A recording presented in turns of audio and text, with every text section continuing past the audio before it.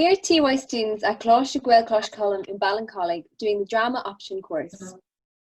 When the school closed, we were just past halfway in our spring term project, a study with performances of A Streetcar Named Desire. But we decided, virus or no virus, we are going to finish our project.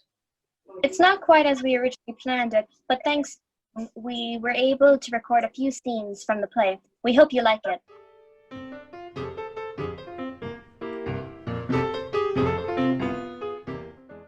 A Streetcar Named Desire, written by Tennessee Williams and first staged in 1949, is one of the most famous plays of all time.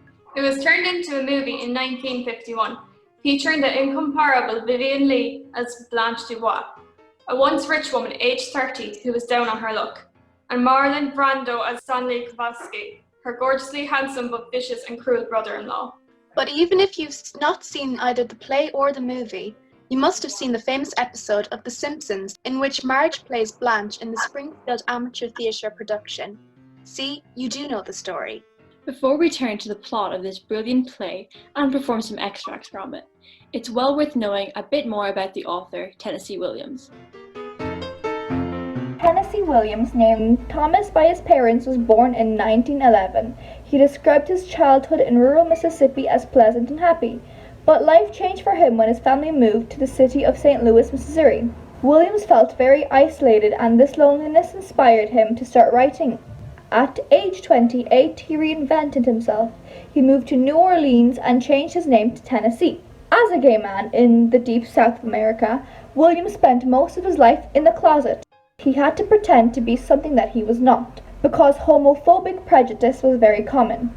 All these experiences helped him to create a string of memorable characters, each of whom are in some way trapped, living in a life of illusion and delusion and secrecy.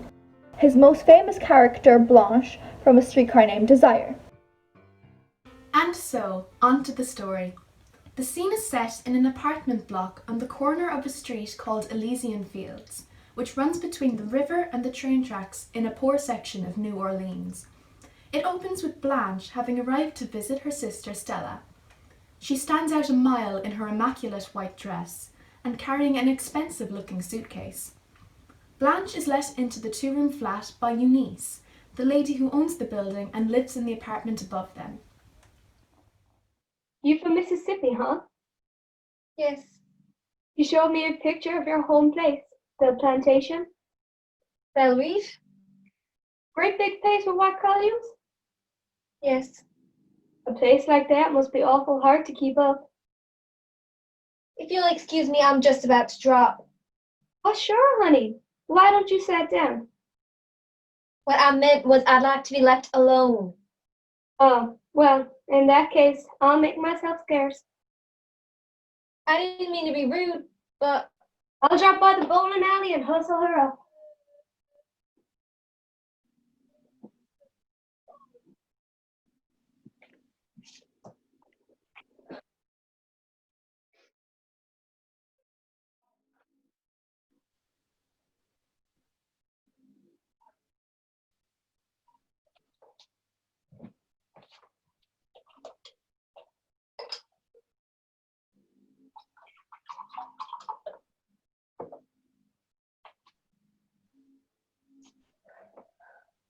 I've got to keep a hold of myself.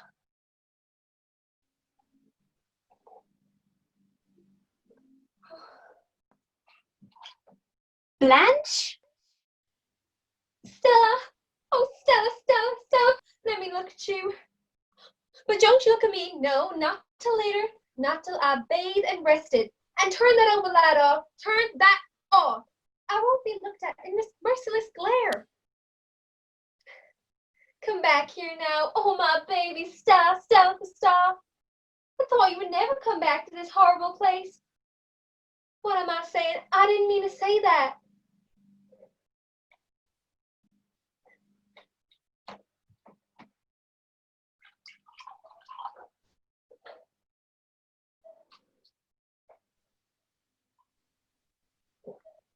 Oh, this buzzes right through me and feels so good.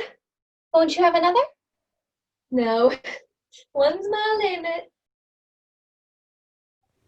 This scene is very important, like the exposition in most plays.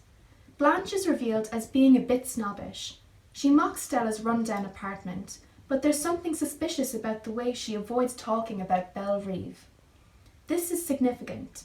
Belle Reeve, we'll soon learn, the family's mansion in Mississippi, has been sold to pay off Blanche's debt. Her dangerous drinking gives us an early clue as to how the family estate was lost. In scene 2, we find out more about Stella. Despite her privileged upbringing, she's run away to marry a factory worker, an immigrant named Stanley. In the final version of the play, he is from Poland, but in the original version of the play, he is meant to be Irish. He's very physical, very proud, but there's something a bit intimidating about him. Actually, a lot intimidating. We get an early sense of this in the following scene. Here, Blanche starts out very confident in introducing herself to Stanley, but he soon puts her on the back foot.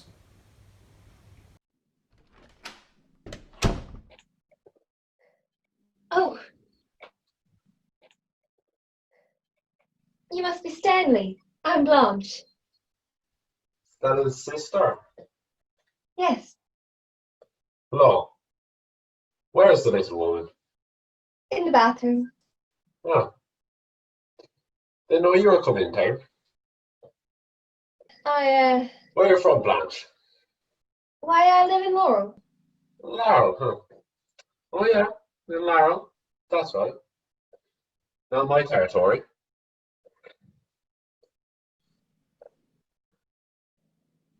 Liquor goes fast in hot weather.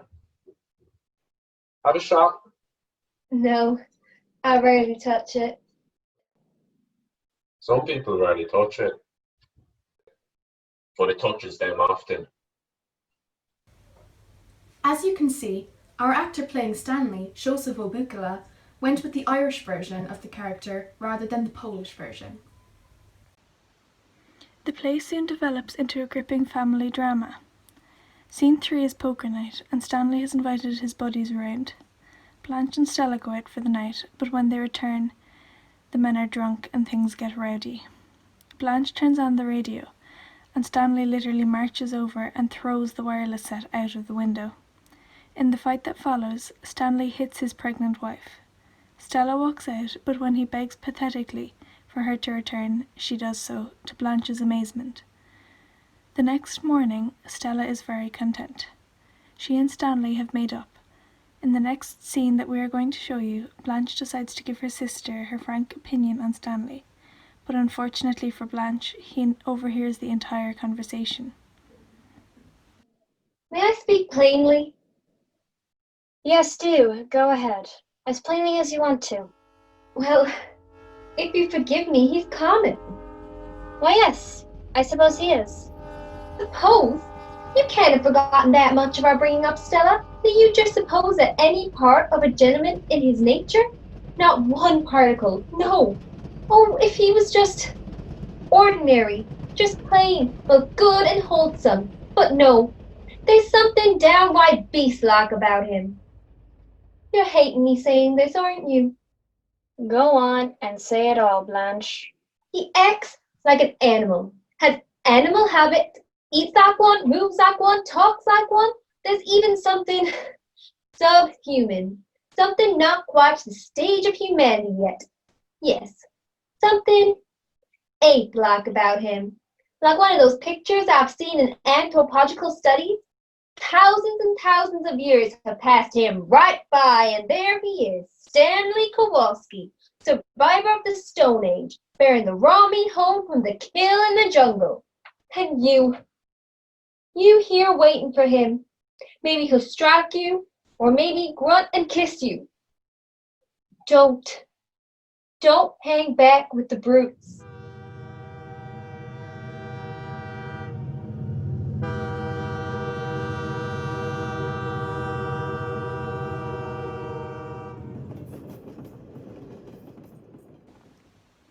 This scene is important because from this point on, Stanley is determined to get his revenge on Blanche. She is about to discover that just how determined he can be. Scenes 5 and 6 are the calm before the storm. They centre on Blanche's blossoming romance with Mitch, Stanley's friend. He's a much gentler man than Stanley. He's single, looking for love, and was the only man to behave decently in the mayhem on poker night. Blanche is still eager for Mitch not to see her in daylight. She's still obsessed with her fading beauty, still obsessively taking baths, and still drinking too much. We get the sense that Mitch must be a bit desperate. But all the same, for once, Blanche has a genuine shot at happiness. Things go well until one evening she decides to tell Mitch a secret. She had once been married.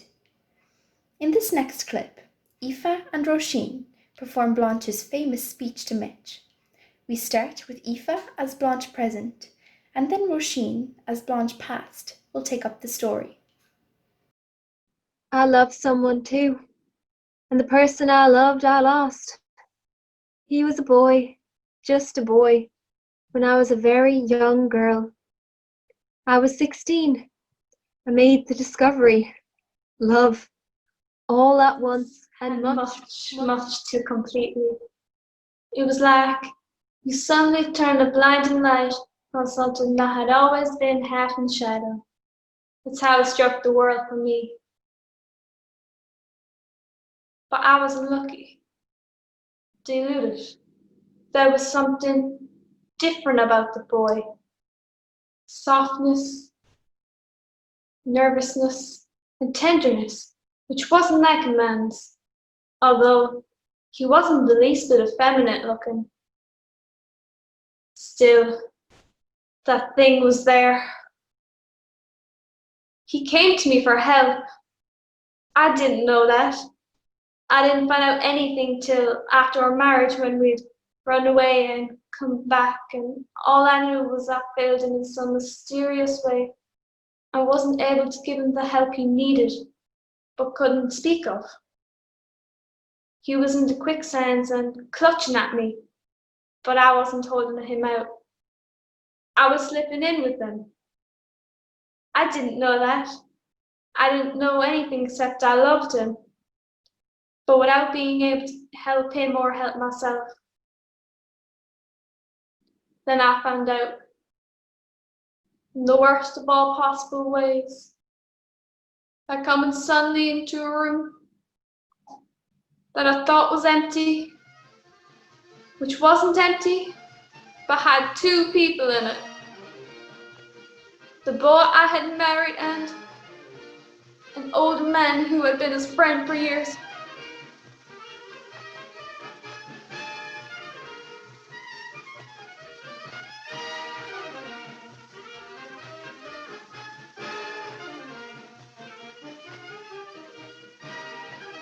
Afterwards, we pretended that nothing had been discovered. Yes, the three of us drove out to Moonlight Casino, very drunk and laughing all the way. We danced the Vesuviana. Suddenly, in the middle of the dance floor, the boy I had married broke away from me and ran out of the casino. A few moments later, a shot. I ran out, all did. All around gathered about the terrible thing at the edge of the lake. I couldn't get near for the crowd. Then somebody caught my arm. Don't go any closer. Come back. You don't want to see. See? See what? Then I heard the voices say, Alan, Alan, the grey boy. He'd stuck the revolver in his mouth and fired, so that the back of his head had been blown away. It was because on the dance floor, I had to stop myself. I said, I saw, I know, you disgust me.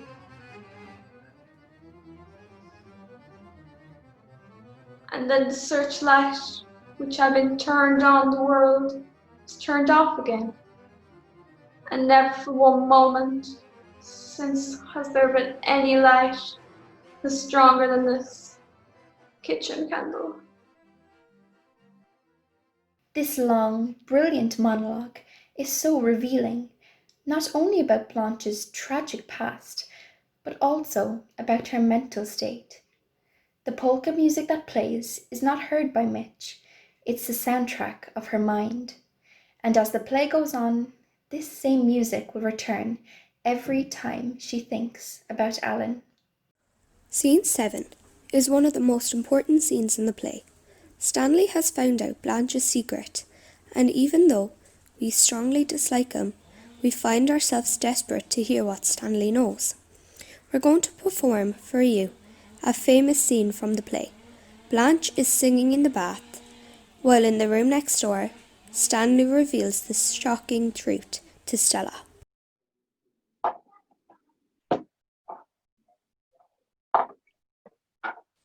Sit down here a minute. Stanley, I've got things to do. Sit down, I got the dope on your big sister, Stella. Stanley, stop picking on Blanche. That girl calls me Tommy. Blanche is sensitive, and you've got to realize that Blanche and I grew up under very different circumstances than you did. So I've been told. And told and told and told. You know she's been feeding us a pack of lies here. No, I don't, and... Well, she has, however. Now the cat's out of the bag. I found some things. What things? Things I already suspected. Now I got proof.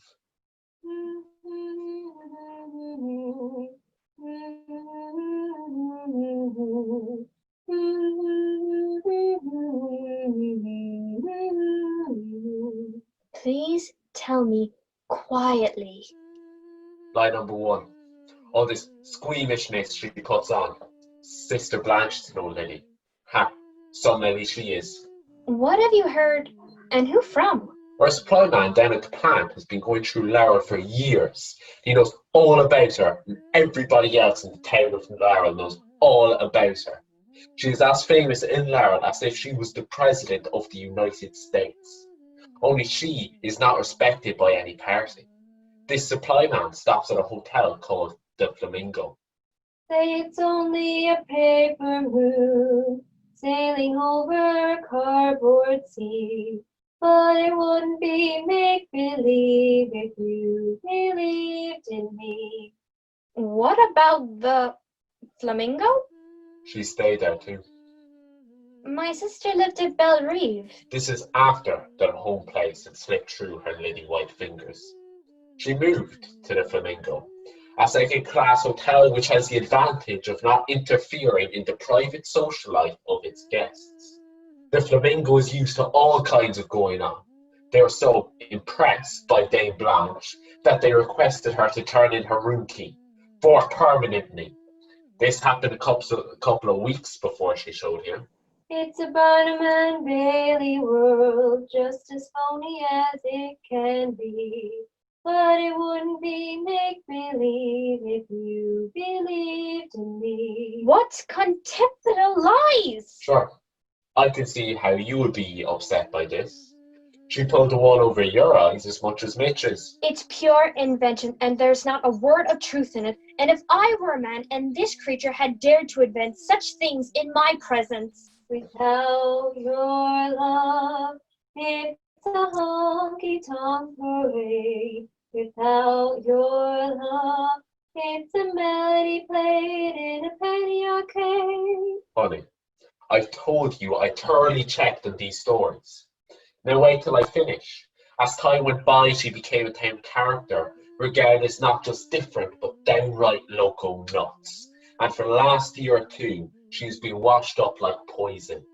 That's why she's here this summer, visiting royalty, putting on all this act, because she's practically told by the mayor to get out of town. It's only a paper moon, just as phony as it can be. But it wouldn't be make-believe if you believed in me. Well, so much for her being such a refined and particular type of girl. Which brings us to lie number 2. I don't want to hear anymore! She's not going back to teach school. She didn't resign temporarily from the high school because of her nerves. No siree, Bob, she didn't. They locked her out of the high school before the spring term ended. And I hate to tell you the reason that step was taken. A 17-year-old boy she'd gotten mixed up with. It's a Barnum and Bailey world, just as phony as it can be.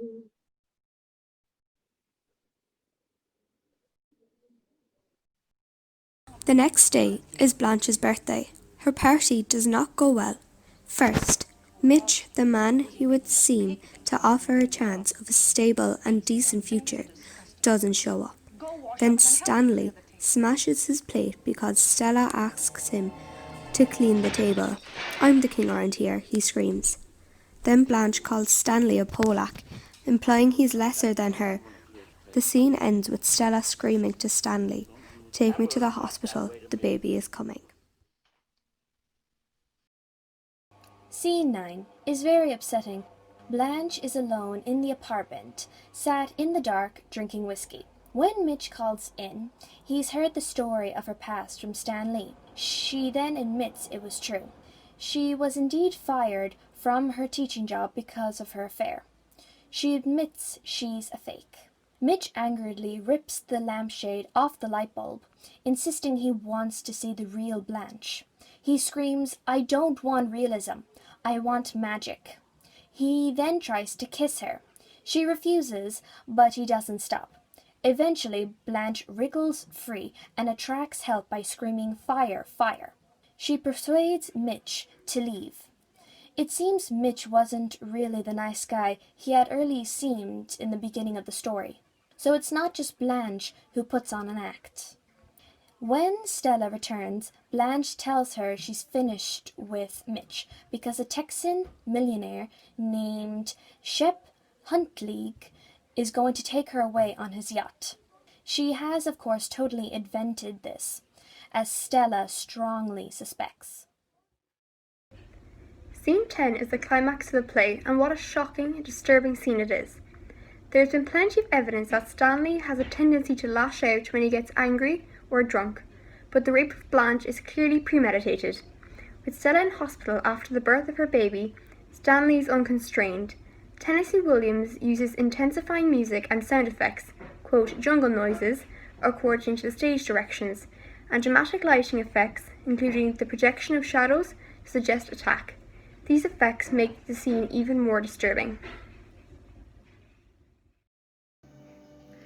The final scene takes place a few weeks later, with Stella back at home from hospital, but with Blanche being taken into hospital. She's had a mental breakdown, not only as a result of Stanley's vicious attack, but also because Stella refuses to believe her report of what Stanley did. As Blanche goes to get her suitcase from the bedroom, still believing that Shep Huntley, the Texan millionaire, is coming to collect her, Stanley blocks her path. Suddenly, all the strange shadows and terrifying sound effects that were heard in the rape scene return. A doctor arrives to take Blanche to an asylum for the mentally ill. We assume Stella and Stanley have arranged this. Blanche tells the doctor how, all her life, she has depended on the kindness of strangers. As she exits with the doctor, Stella screams out Blanche's name repeatedly, but Blanche does not turn back. We realize how terribly lonely and how utterly isolated Blanche is. We also realize how foolish Stella is. This tragic play ends with her allowing Stanley to kiss her as Blanche is being taken away.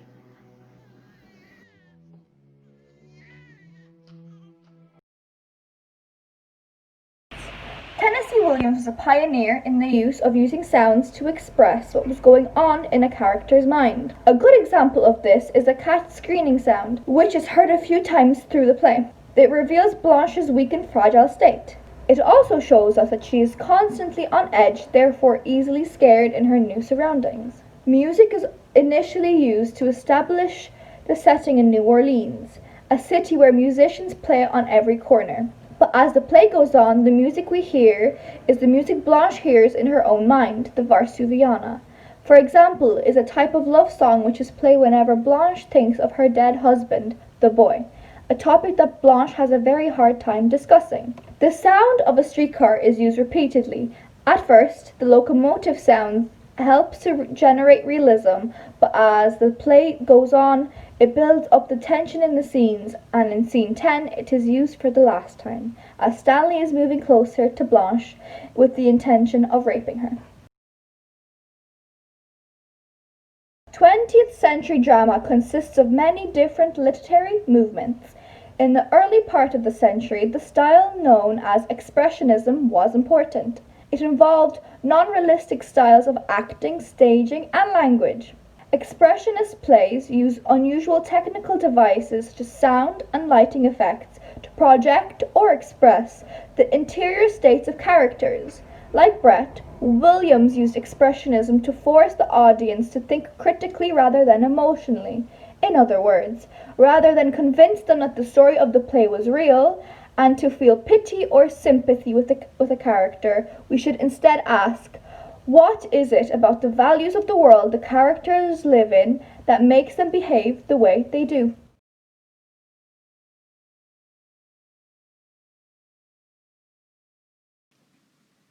So that's it. Our presentation of our study of A Streetcar Named Desire. We're going to finish up with some of our reflections on playing Blanche. She is an amazing character. Yes, a really complex, really dark sort of person. Blanche is stuck in her old rich ways and fears of becoming old. When playing her, I had to show a character with multiple sides. She acts like a sweet, innocent girl, but is deceiving everyone, including herself. I enjoyed playing Blanche as it was an interesting character to portray and was different from a lot of characters I have played before. I truly loved her as a character and would love to play her again. Young Blanche was portrayed as an innocent and gentle character. She was full of life and deeply in love with her husband. I did feel like it was an idiotic move of hers to try to forget what had been discovered about her husband's sexuality. After consuming alcohol, her feelings come out, which leads to the suicide of her husband. I really enjoyed playing the character, which taught me how to express my emotions better. Hope you enjoyed our presentation. Thanks for watching. Okay. Say it's only a paper moon sailing over a cardboard sea, but it wouldn't be make-believe if you believed in me. It's a Bynum and Bailey world, just as phony as it can be, but it wouldn't be make-believe if you believed in me. Without your love, it's a honky-tonk parade. Without your love, it's a melody played in a penny arcade. It's only a paper moon, just as phony as it can be, but it wouldn't be make-believe if you believed in me.